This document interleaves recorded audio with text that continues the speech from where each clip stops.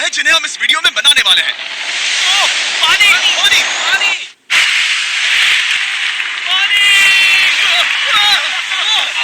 आपने अभी अभी केन्या के एक छोटे से गांव को पीने के पानी का अनलिमिटेड सप्लाई मिलते हुए देखा, वो भी सिर्फ 1 सेकंड में। अभी एक कुआं बना है और 99 बाकी है। आपको ये वीडियो बहुत पसंद आएगा। इन 100 कुओं को मिलाकर 5 लाख से ज्यादा लोगों को पीने का ताजा पानी मिलने वाला है। केन्या की इस साइट पर कुछ कुएं बनाने के बाद हम नाइरीरी स्कूल सिस्टम के साउथ में गए और कह सकते हैं कि उन्हें हमसे मिलकर बहुत खुशी हुई। क्या हाल है?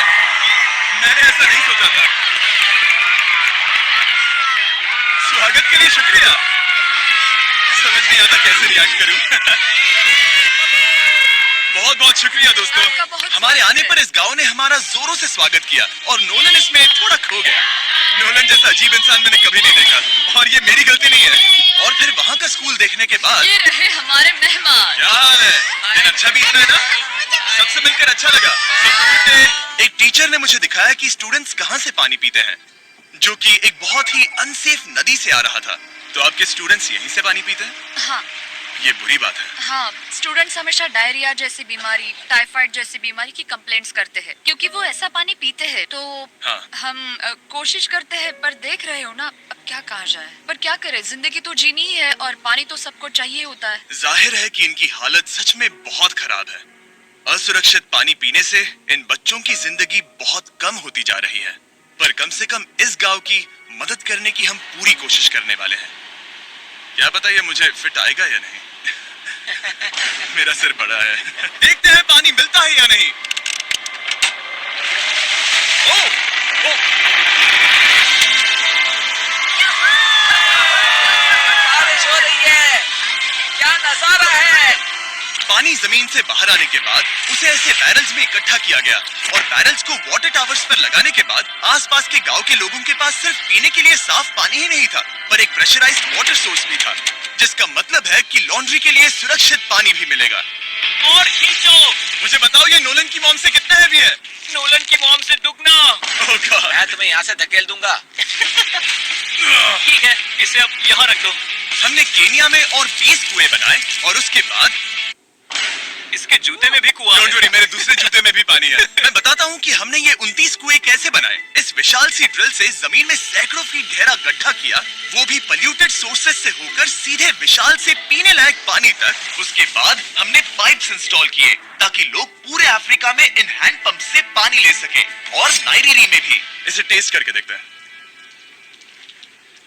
पानी जैसा है। मुझे इस 5 गैलन ड्रम को भरने के लिए 5 मिनट लगे। इससे एक दिन में कितना पानी मिल सकता है? 3600 गैलन्स एक दिन में। ये न केवल स्कूल के 400 बच्चों को कवर करेगा, बल्कि स्कूल के आसपास के गांव वाले भी इसका अच्छे से इस्तेमाल कर सकते हैं। पानी के लिए शुक्रिया। कोई बात नहीं। ये पंप नॉन स्टॉप 30 सालों तक चल सकता है। आपको लग रहा होगा कि इस तरह का बड़ा काम करने के लिए एक बड़े गवर्नमेंट की जरूरत पड़ेगी, पर ये सच नहीं है। ये प्रॉब्लम सुलझाना बिल्कुल मुमकिन है और ऐसी चीजें करने के लिए इंसानियत को आगे आना ही चाहिए। आपकी कामयाबी का राज क्या है? सच कहूँ तो ऐसा कुछ खोजो जो तुम्हें करना पसंद है, उसे लंबे समय तक करो और तुम्हें कामयाबी जरूर मिलेगी। मैं इससे बहुत करीब लाने वाला हूँ, देख रहे हो? मजेदार है ना? जरा ऊपर देखो, वो रिकॉर्ड कर रहा है। ठीक है, मैं इसे करीब लाने वाला हूँ। ठीक है। हाँ, तुम खुद को देख सकते हो। हम इस गांव के लिए भी कुआं बना पाए, इस गांव के लिए भी और इन दूसरे 12 गांवों के लिए भी। और जब हम ये पंप्स लगा रहे थे, तब हमने यहाँ के एक स्कूल को नए कंप्यूटर से अपग्रेड भी कर दिया। बच्चों को ये कैसा लगा? उन्हें सच में ये पसंद आया। खुशी है कि सब ठीक से हो गया। हमने क्लासरूम्स में नया फर्नीचर भी लगाया, उसके साथ कुछ शेल्फ्स नई बुक्स के साथ, और सभी स्टूडेंट्स को एक फुटबॉल भी दिया।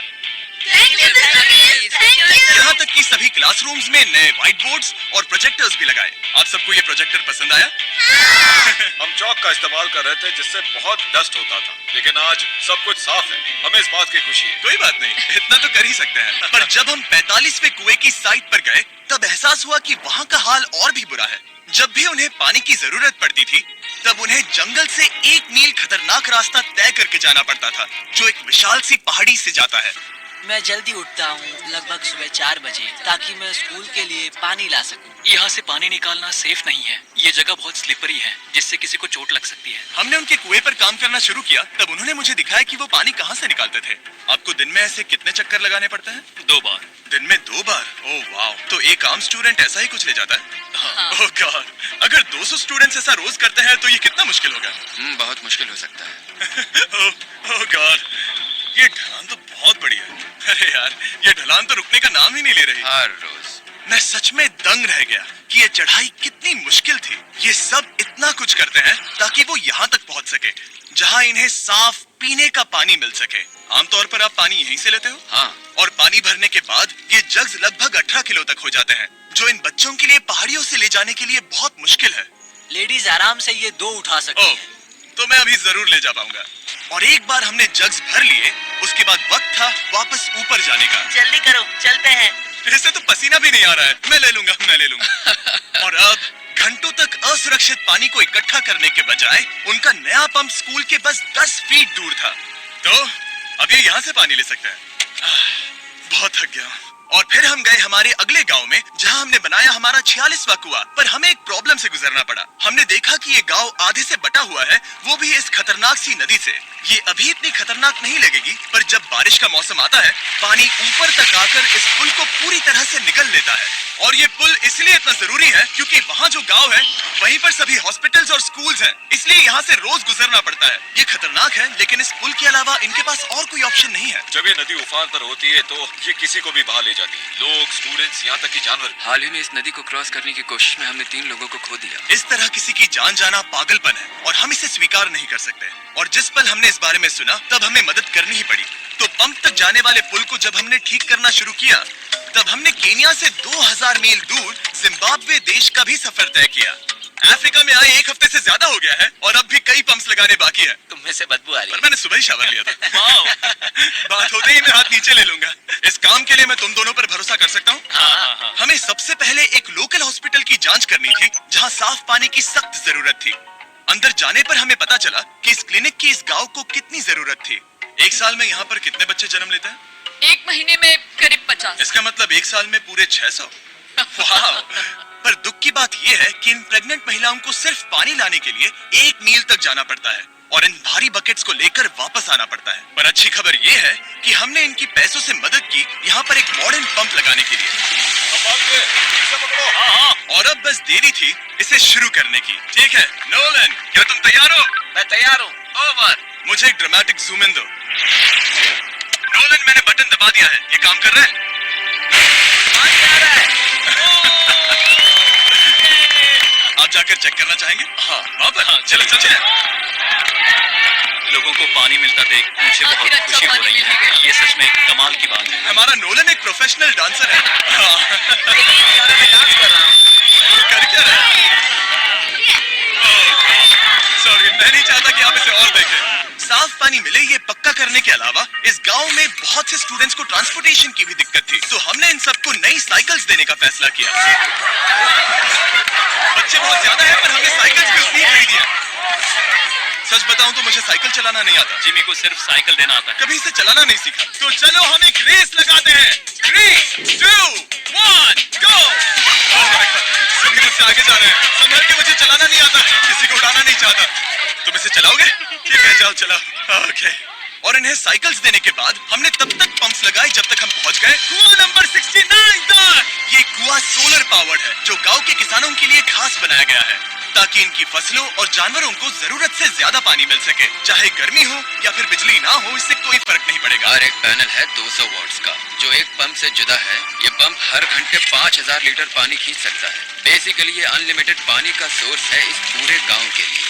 ये बहुत बढ़िया है। और जिम्बाब्वे छोड़ने के बाद हम चाहते थे कि अफ्रीका की सभी कम्युनिटीज को पानी मिलता रहे, इसलिए हमने और कुछ पंप्स बनाए युगांडा में, सोमालिया में और कैमरून में। कैमरून में हमने क्या क्या किया ये देखने के लिए फिलैंथ्रोपी चैनल पर हम जल्द ही एक वीडियो अपलोड करने वाले हैं। इन गाँव में वक्त बिताने पर मुझे एहसास हुआ कि पंप्स लगाना कितना जरूरी होता है, कैसे ये खेती को पानी देते हैं, भूखे का पेट भरते हैं, कैसे ये हॉस्पिटल्स को साफ सुथरा रखते हैं और सबसे जरूरी कैसे ये आने वाले पीढ़ी के बच्चों के लिए लंबी और हेल्दी जिंदगी जीने में मदद करते हैं और इससे कम्युनिटीज का भविष्य भी सेफ हम होता है। बहुत समय से इंतजार कर रहे हैं साफ पानी के लिए। Water is life. और कुछ लोकल लोगों की मदद से हमने आखिरकार ये पुल पूरा कर ही लिया, जिसे ये कम्युनिटी अगले 100 सालों तक इस्तेमाल कर सकती है। कई जिंदगियां बचेगी, परिवार एक साथ आएंगे, परेशानियां चली जाएंगी। इस वीडियो में हमने जो 100 पंप्स लगाए हैं वो कई जिंदगियां बदल देंगी, पर ये काफी नहीं है। इसीलिए मैं चाहता हूं कि आप जाने से पहले beachphilanthropy.org/wells पर जाएं और मुमकिन हो तो पैसे डोनेट करें। मैं सच कह रहा हूं, हमें इस वीडियो से एक पैसे का भी फायदा नहीं हो रहा है। इस वीडियो से जितने भी पैसे आएंगे वो 100% इन पंप्स को बनाने में खर्च होंगे, वो भी पूरी दुनिया में। पता ही अजीब है कि एक यूट्यूबर को ये सब करना पड़ रहा है, पर किसी को तो करना ही होगा। अगर कोई नहीं करेगा तो हम ये करेंगे। आप देख सकते हैं इस काम से कई कम्युनिटीज की जिंदगियां बदल रही हैं। और फाइनली 100वां पंप। ओह माय गॉड, मुझे माफ करना।